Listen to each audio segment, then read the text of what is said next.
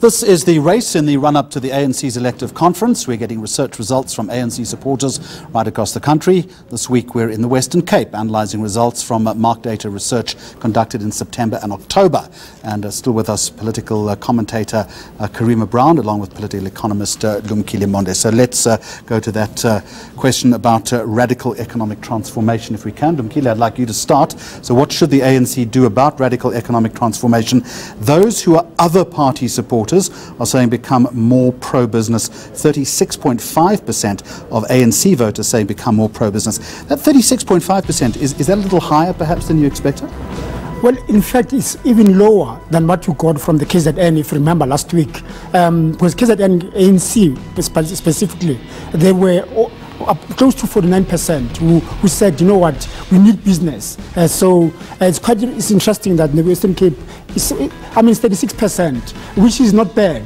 But no, we expected them to go higher, given the fact that in KZN, I think the amnesia that white people or business create jobs, which the ANC hasn't done, was coming true. Here, that's not coming true at all, with that 36% as a number. Karima Brown, 37.8% against 27.7% are saying becoming more radical. What does that say about the radical quotient within ANC supporters in the Western Cape? I think if you look at the history of the Western Cape, you have it as a coloured labour preference area. So coloured working class people, the point I was making earlier, were preferred over black African. Now, of course, if you look at the actual population figures now, you've had that push from the Eastern Cape of people coming to the Western Cape. The numbers almost equal in population, dynamic. So I'm not surprised, Jeremy, that there's a push for a more radical, economic approach, because black people are still largely left outside of the economy in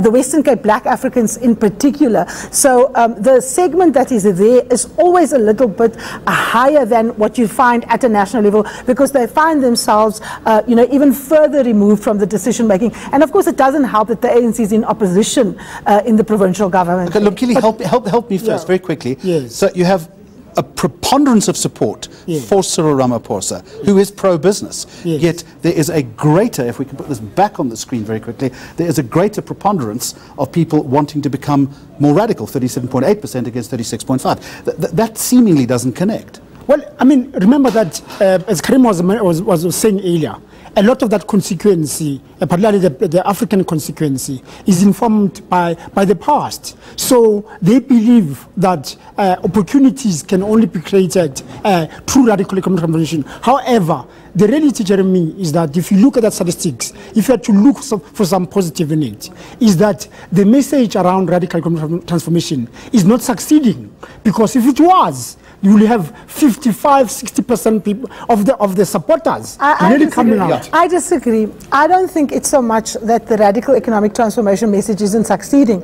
I think people mean different things. So, for example, you have black middle class people who are agitating, Jimmy Manyes and others who are agitating for for radical economic transformation, and they're not calling for socialism. They are calling for an acceleration of the creation of a black middle class. They are actually arguing for state intervention to create black wealth in a capitalist mode. So this idea that radical economic transformation necessarily means a left or pro-poor agenda is nonsense. I think that what you have is that you have a strata within the black elite, particularly tied around President Jacob Zuma, that's agitating for this, but it doesn't mean what it means in classical leftist terms. Not at all. So, folks, time is against us, regrettably. I think this should be a 6-hour program, or even longer.